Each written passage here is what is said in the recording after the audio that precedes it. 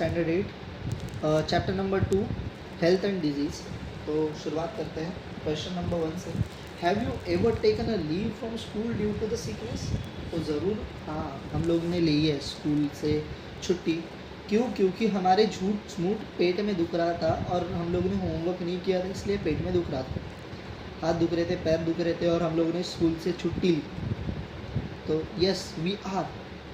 तो क्या होता है, what happen exactly when become सिक? तो पेट में दुखना, हाथ दुखना, डिस्टर्बेंस होता है हमारी बॉडी में, हमारे मेंटल सिचुएशन में। तो ये सीकनेस की रीज़न है। और क्या मेडिसिन के बिना कोई इंसान ठीक हो सकता है? मेडिकल ट्रीटमेंट के बिना कोई इंसान ठीक हो सकता है? जी ज़रूर। जिनको सुबह 6 बजे स्कूल को जाने के पहले पेट में दुखता है वो जल्दी ठीक हो सकते हैं, ज़रूर। उनको 8 बजे ठीक, मतलब अच्छा महसूस होता है कि यार स्कूल शुरू हुई, अभी मम्मी स्कूल नहीं भेजे, बस दैट्स इट, एन्जॉय। अब हम 2 घंटे टीवी देखेंगे, कार्टून, एन्जॉय इट। तो आगे बढ़ते हैं। What is a health? Health क्या होती है? Health is a state of complete physical and mental and social wellbeingness. It's not merely absence of any disease. तो हेल्थ मतलब हमारी फिजिकल, हमारी बॉडी अच्छी होनी, अच्छी मतलब अभी ऐसे बाइसेप्स वगैरह नहीं निकालने हैं, अच्छी होनी मतलब हमारे कोई बॉडी पार्ट्स को डिज़ीज़ नहीं होना चाहिए, दुखने नहीं चाहिए, पेट नहीं दुखना चाहिए, हाथ नहीं दुखने चाहिए। तो ये है फिज़िकल वेलबींगनेस। हमारे हाथ पैर नहीं दुख रहे, हमारे बुखार नहीं आ रहा है, हम अच्छे से चल फिर पा रहे हैं, हम खाना खा पा रहे हैं, हम हर दिन के काम कर पा रहे हैं, ये फिज़िकल वेलबींगनेस। मेंटल वेलबींगनेस, हमारे सोच विचार अच्छे हैं, हम कुछ अच्छे से बर्ताव करते हैं, तो ये है मेंटल वेलबींगनेस। और उसके बाद सोशल वेलबींगनेस। सोशल वेलबींगनेस इसका मतलब हम जब बाहर सोसाइटीज़ में जाते हैं तो ये होता, ये हम अलग तरीके से बर्ताव करते हैं, जैसे कि स्कूल में झगड़े करना, मारामारी करना, तो ये है सोशल डिस्टर्बेंस। बट हम नहीं मारामारी करते, ये है आप अच्छे बच्चे हो ना, तो आप स्कूल में नहीं झगड़े करते किसी के साथ, तो ये है सोशल वेलबींगनेस।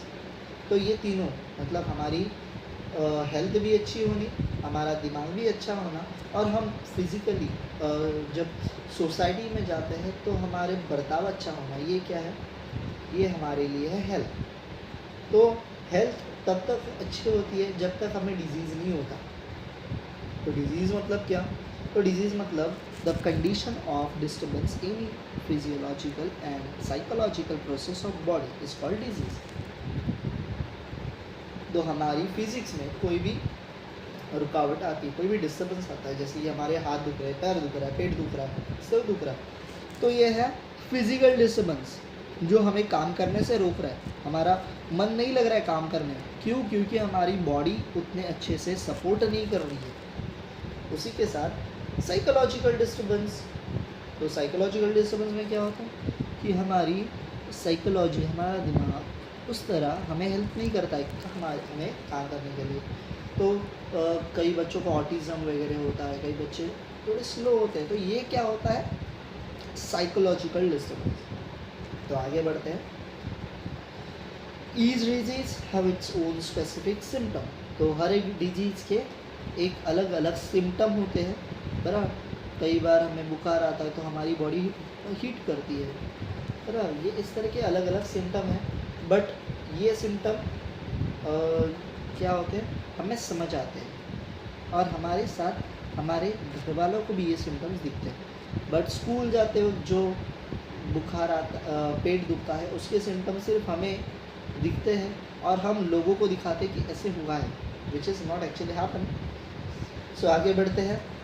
Type of disease. तो किस तरीके के डिजीज़ हमारे आसपास है? फ़िलहाल सबसे बड़ा डिजीज़ हमारे पास है जो हमारे आसपास घूम रहा है, जिसका नाम है कोरोना वायरस, कोविड-19।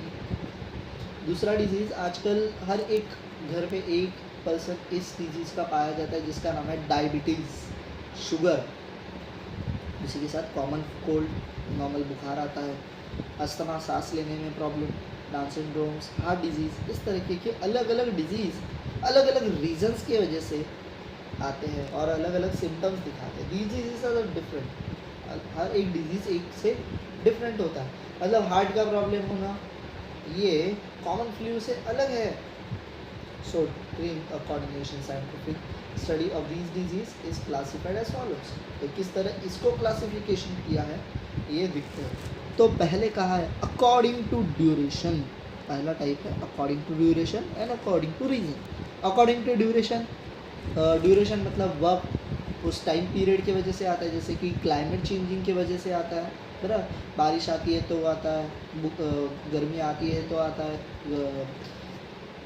ठंडी आती है तो आता है। तो ऐसे अलग अलग रीज़न की वजह से, अलग अलग ड्यूरेशन की वजह से आने वाले डिजीज़ को हम अकॉर्डिंग टू ड्यूरेशन कहते हैं। तो इसमें क्या है, Chronicle disease and acute disease. उसी के साथ अकॉर्डिंग टू रीज़न, तो कुछ रीजंस होते हैं उसकी वजह से डिजीज़ आते हैं। तो उसमें दो तरीके हैं, दो टाइप के डिजीज़, एक हेरिडिटरी डिजीज़ और दूसरा है एक्वायर्ड डिजीज़। हेरिडिटरी डिजीज़, तो हेरिडिटरी डिजीज़ इसका मतलब यह हमें अपने हमारे पूर्वजों से मिले हैं, हमारे मॉम डैड से, हमारे दादा दादी से, किसी को ये होंगे तभी ये हमारे पास आए हैं, राइट। और इसी के साथ अक्वायर्ड डिजीज़ मतलब हम लोग लेके आते हैं भाई बाहर से, जैसे कि हमें पता है कि कोरोना ये अक्वायर्ड डिजीज़ है। भाई लोग घूमते हैं, मार्केट जाते हैं, मस्त क्रिकेट खेलते हैं, एक दूसरे के साथ घूम रहे हैं, तो ये क्या अक्वायर्ड डिजीज़ लोग घूम घूम के लेके आ रहे हैं। तो ये अक्वायर्ड डिजीज़ के दो तरीके हैं। पहला है इन्फेक्शियस डिजीज़, कोरोना ये इन्फेक्शियस डिजीज़ है। हम लोग सब बच्चों को पता है कि यार ये इन्फेक्शन नहीं होना चाहिए किसी को, और आप भी घर पे रहो और सेफ रहो, हर बार हाथ धो। सो नॉन इन्फेक्शियस डिजीज़, कुछ डिजीज़ इन्फेक्शन से नहीं, हमारे फूड इनटेक वगैरह से भी चेंज होते हैं, तो ऐसे डिजीज़ जो नॉन इन्फेक्शियस होते हैं। तो इन्फेक्शियस डिजीज़ में कॉमन कोल्ड है, फ्लू है, बराबर, डेंगू है, अभी सबसे बड़ा कोरोना है, बराबर। तो ये क्या है, इन्फेक्शियस डिजीज़। वो किसी भी इंसान को हुए और वो इंसान दूसरे इंसान को मिल चुका तो वो होते हैं। आप देखते हो कि एक बार कभी कभी फ्लू ने एक बुखार ने एक घर पकड़ लिया, तो उस घर में सबको होता है, बराबर। पर नॉन इन्फेक्शियस डिजीज़ में डायबिटीज़ है, हार्ट प्रॉब्लम है, हम लोग कुछ भी खाते हैं, बराबर ना, हमारे खाने में हमें कंट्रोल नहीं होता, चीज़, पिज़्ज़ा, हमस, बर्गर। इस लॉकडाउन में भी कुछ लोग वो पिज़्ज़ाज वगैरह मंगा रहे हैं, है ना। अभी हमें हेल्दी चीज़ें खानी चाहिए and we are just having pizzas and all. So इसी वजह से क्या होता है, ये डायबिटीज़ और most of the heart disease जो होते हैं ये मोस्ट ऑफ इसी वजह से होते हैं। सो हाउ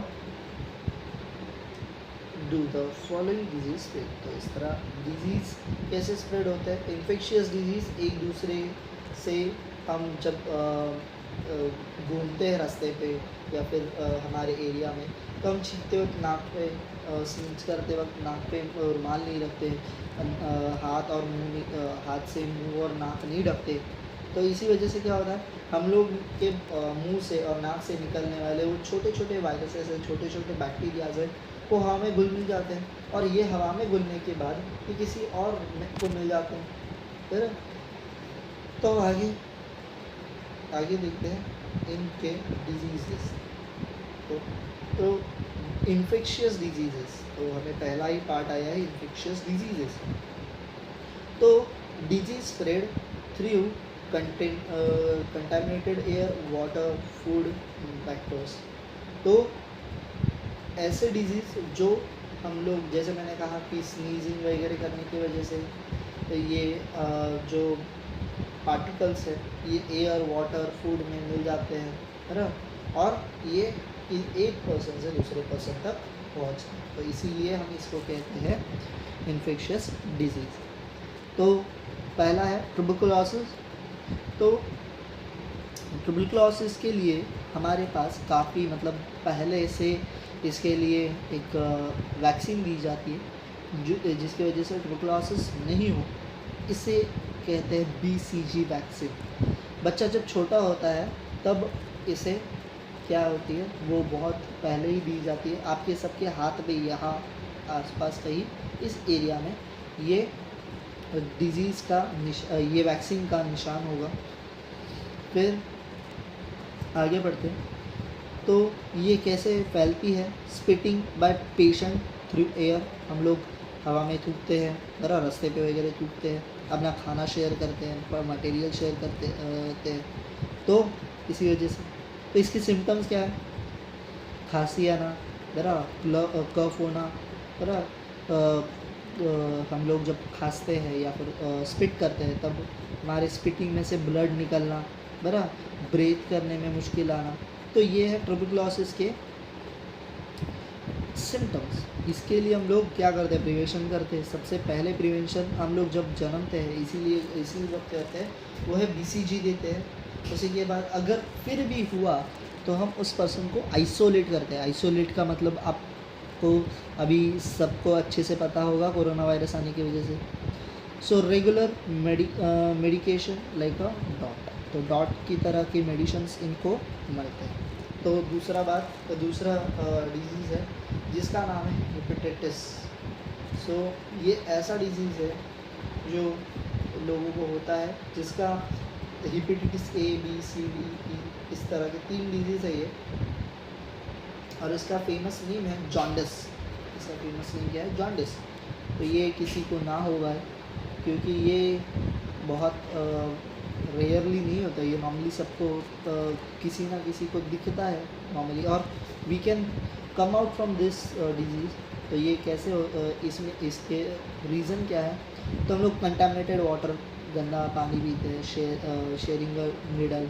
मतलब आपको पता है कि डॉक्टर पहले ज़माने में कैसे होता था कि डॉक्टर ने इंजेक्शन देने के बाद वो सुई, इतनी ज़्यादा सुई बनती नहीं थी, इसी के लिए उस जो निडल बनती थी वो निडल को वार्म वाटर में धोया जाता था, उसी को सैनिटाइज़ किया जाता था, और इसी वजह से ये सारे डिजीज़ तब ज़्यादा होते थे। अभी हम लोग वापस वो निडल को कभी भी यूज़ नहीं करते। उसी के साथ ब्लड ट्रांसफ्यूशन, मतलब हम लोग किसी को ब्लड देते हैं तब ये होता है। अगर किसी को हुआ ये हेपेटाइटिस तो हम लोग ने ब्लड दिया तो ये उस दूसरे पर्सन को हो सकता है। उसी के साथ ये रीज़न क्या है? तो हमें ग्रे स्टूल्स होते हैं, है ना, मतलब लूज मोशंस। इसी के बाद वोमिटिंग होता है, नूजन्स होते हैं, वीकनेस लगती है, हमें यूरिन येलो होती है, और ये सारी चीज़ें हमें आसपास दिखने लगती है जो येलो कलर में नहीं होती, but we I can see them, क्योंकि हमारी बॉडी आँखें वगैरह थोड़ी सी येलो हो जाती है। सो इसके लिए हम प्रिवेंशन क्या करते हैं? हो ही ना, इसके लिए हम पानी को बॉईल करके पीते। कंटामिनेटेड वाटर मस्ट, कोई भी डिजीज़ होने के लिए ये एक मोस्ट इम्पॉर्टेंट रीज़न है कि इससे कंटामिनेटेड वाटर, आप कंटामिनेटेड वाटर नहीं पियोगे तो आपको 70% डिजीज़ नहीं होंगे। ऐसे 70% डिजीज़ है जो कंटामिनेटेड वाटर से होते हैं। तो इसके लिए जब भी पानी पियो वो ट्राई करो कि वो पानी क्या हो, बॉईल किया हो। हाथ अच्छे से धो। अभी हम लोग हाथ धोने का मैं तो समझ गए, हम दिन में अराउंड 10 से 12 बार हाथ धोते हैं। आगे डिसेंट्री ये भी एक ऐसी डिजीज़ है जिसकी वजह से जो कंटामिनेटेड फूड, बराबर, और पानी कंटामिनेटेड वाटर की वजह से होते हैं।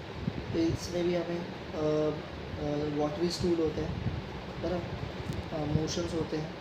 उसके साथ पेन इन एब्डोमेन, पेट दुखने लगता है। Drinking of boiled water, proper storage of food and ORS consumption. उसमें हम लोग क्या करते हैं? बॉइल्ड वाटर पीते हैं, बराबर, प्रॉपर स्टोरेज ऑफ फूड, हम लोग अच्छे से खाने को संभाल के रखते हैं, बराबर, और वो स्टोरेज क्लीन हो ये देखते हैं ताकि उस कंटामिनेटेड फूड से हमें नहीं हो। और ORS कंजम्पशन, तो हम लोग की बॉडी से वाटर स्टूल होते हैं इसकी वजह से लूज़ मोशन होते हैं, इसकी वजह से हमारे बॉडी में जो पानी होता है वो काफ़ी बार निकल जाता है। हमारी बॉडी में जो ताकत होती है, हम लोग खाना खाते हैं तो वो डाइजेस्ट होने से पहले ही हमारी बॉडी टेक आउट कर देती है। तो इसी वजह से हमें ORS का वाटर दिया जाता है, ओरल रिहाइड्रेशन। तो इसकी वजह से हमारी बॉडी में ताकत रहती है। तो 2 तरीके हैं हम लोगों ने जॉन्डिस में देखा, ग्रे स्टूल थोड़े से पथरीले होते हैं, मीन्स हार्ड स्टूल होते हैं, और वाटरी स्टूल इज़ पानी की तरह होता है जो लूज मोशन में होते हैं। तो दोनों स्टूल के ही तरीके हैं, बट वाटरी स्टूल ये पानी की तरह होते हैं। हमारी बॉडी का जो भी कंज्यूम वाटर है ये इसमें भी निकल जाता है, बट ग्रे स्टूल में ये नहीं होता है। आगे बढ़ते हैं। डिसेंट्री हम लोग ने देखा, डिसेंट्री में क्या क्या होता है। अब आगे chlorella, it's contaminated food and water. Again मैंने जैसे कहा कि पानी और खाना अच्छा हो तो हमारी बॉडी अच्छी रहेगी। कंटामिनेटेड फूड की वजह से और वाटर की वजह से ये होता है, हमें लेग में क्रैम्प्स आते हैं, पैर दुखते हैं, है ना, डायरिया होता है, उसी के साथ वोमिटिंग होती है। तो इसको ना हो इसलिए हम लोग क्या करते हैं, काफ़ी ज़्यादा हाइजीन रखते हैं। इसीलिए बोला जाता है कि रास्ते पे जो खुले में जो चीज़ें बेची जाती है वो मत खाओ। क्यों? क्योंकि उसकी वजह से हमारी बॉडी को मुश्किल आएगी। उसी के साथ avoid the open place food, ये अभी इन्होंने खाई, है ना। और ड्रिंकिंग ऑफ बॉइल्ड वाटर, मैंने पहले ही कहा कि हमेशा जब भी पानी पियो तो क्या है, बॉइल्ड पियो। वैक्सीनेशन अगेंस्ट और क्लोरेला की जो वैक्सीन जो है हमारी वो ले। उसी के बाद एक टाइफॉइड नाम का एक बीमारी है हमारे पास, जो हमें बहुत परेशान करती है। ये भी टाइफॉइड होता है कंटामिनेटेड फूड और कंटामिनेटेड वाटर से, बैक्टीरिया से होता है। ये बैक्टीरियम है। इसमें पहले तो 103, 104 ऐसे बुखार आता है, हमें डिसेंट्री होती है, हमारे एब्डोमेन पे, पेट पे रैशेस आते हैं, और बहुत ज़ोर से हमारा सर दुखने लगता है, बहुत हेडेक होता है। और इसी तरह ड्रिंकिंग वाटर, हमें अच्छा पानी, बॉइल्ड वाटर पीना है, क्लीन वाटर पीना है। वैक्सीनेशन लेनी, दवाई लेनी है। डिस्पोजल सवेज, हम लोग जो कूड़ा करकट होता है, हम लोग जो खाना खाते हैं, सारी चीज़ें जो गंदी होती है वो अच्छे से डिस्पोज करनी है। काफ़ी बार हम लोग देखते हैं कि इंडिया में ये काफ़ी कम देखा जाता है, क्योंकि हम लोग घर को ज़्यादातर क्लीन रखने की कोशिश करते हैं, और वही अच्छा है। अगर ये घर क्लीन है, हमारे आसपास धूल और जालियाँ नहीं है, तो ये सारी चीज़ें हमें काफ़ी कम मुश्किलात दिलाती है। सो प्रिपेयर, हमें आगे भी कुछ अलग अलग तरीके के डिजीज़ यहाँ देखने मिल सकते हैं। सो अभी हम एक सम इम्पॉर्टेंट डिजीज़ का एक डिजीज़ देखते हैं। सो पहला है, पहले क्वेश्चन पूछा उन्होंने, how can we observe the personal hygiene. वो हर एक पे डिपेंड है ना कि आप हाथ धोते हो क्या नहीं, खाने के बाद, खाने के पहले, राइट। उसी के साथ आप जैसे कि मैं कहता हूँ, आप टॉयलेट के बाद आपके बॉडी को कैसे क्लीन करते हो, नहाते वक्त किस तरह क्लीन रखते हो, है ना। कुछ भी चीज़ करते वक्त आप खुद को कैसे क्लीन रखते हो, इट्स पर्सनल हाइजीन। आपको दिन में 2 बार नहाना चाहिए, एटलीस्ट 2 बार, और ब्रश करना चाहिए ट्वाइस इन डे, कुछ इशू नहीं है। ऑलमोस्ट 5 to 6 टाइम हमें, कम से कम 5 to 6 टाइम हमें हाथ और मुंह धोने हैं, हाथ धोने हैं, और ट्वाइस इन अ डे हमें फेस क्लीन करना है, ताकि ये जो डर्ट जमती है, ये जो बैक्टीरिया हमारे फेस पे आके बैठते हैं, वो हमारे मुंह और नाक नीचे ना चले जाए, हमारे बॉडी के अंदर एंटर ना कर पाए। तो ये पर्सनल हाइजीन आप सबको अपनी अपनी करनी होगी। Why should we drink a boiled water in rainy season. क्यों भाई, मैं तो कहता हूँ कि हमेशा बॉइल्ड वाटर पियो। Boiled water it doesn't mean कि आप गर्म पानी पियो। बॉइल्ड वाटर मतलब पानी बॉइल करो, उसको नॉर्मल रूम टेम्परेचर पे लाओ और फिर पियो। क्या इश्यूज़ है?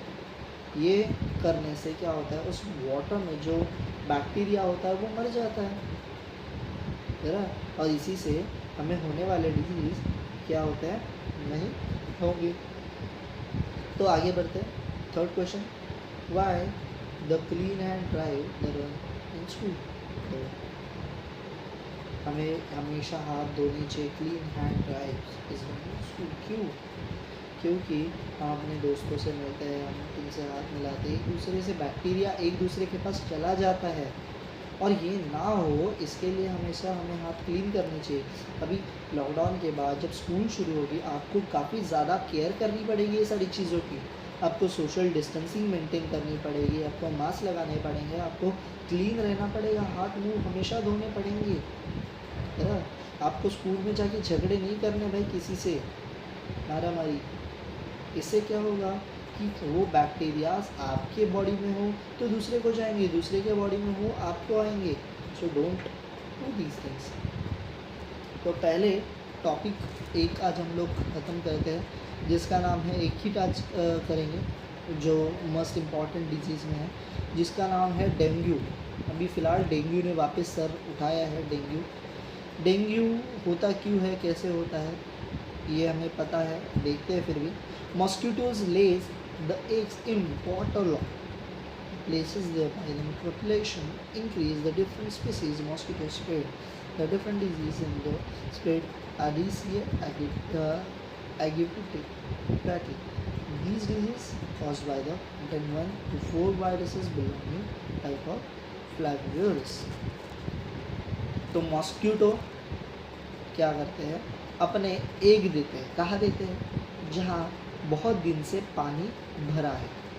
रेनी सीज़न में इसके ज़्यादा चांसेस होते हैं। जहाँ ज़्यादा दिन से, मतलब आपने पानी स्टोर किया है बट उसको ढका नहीं है, उसको 4-5 दिन से वो बाल्टी जो है, जो बकेट है, उसको क्लीन नहीं किया, वैसे ही पानी को रखा है, तो उस पर क्या होता है, ये जो स्वाइन फ्लू के मॉस्किटोज़ होते हैं, ये क्या करते हैं, उसमें अपने एग्स दे देते हैं। अब ये एग्स देने की वजह से उसमें से क्या होता है, वो मॉस्किटो बाहर आता है। एंड ये एक स्पेशल डेंगू का मॉस्किटो होता है जिसका नाम है एडिस एगिपिटी। तो ये डेन 1 to डेन 4 वायरसेस से, मतलब 2 से 4 viruses is belonging in this site, इसीलिए इसको फ्लैवीविरस वायरस ये नाम दिया गया है। और इसी के साथ इसके सिम्टम्स क्या होते हैं, तो हमें फीवर आता है, सर दुखता है, वोमिटिंग होती है, बराबर, हमारे आई पॉकेट्स में, आँखों में पेन होता है, उसी के साथ डिक्रीज़ द प्लेटलेट। ये बहुत एक मुश्किल आती है, हमारी प्लेटलेट, हमारे जो हार्मोनेज होता है, हमारी जो बॉडी में अच्छे प्लेटलेट्स होते हैं वो कम होते हैं, और उनको बढ़ाने के बाद ही हम ठीक होते हैं। जैसे क्योंकि ये डेंगू जो होती है, ये हमारे प्लेटलेट कम करने का काम करती है। हमें समझता कैसे डेंगू ठीक हुआ, तो रिपोर्ट पे निकलते हैं तब हमारे प्लेटलेट बढ़ जाते हैं। तो हम समझते हैं कि हमारे प्लेटलेट कब बढ़ेंगे, जब ये डेंगू जो है ये ख़त्म होता है।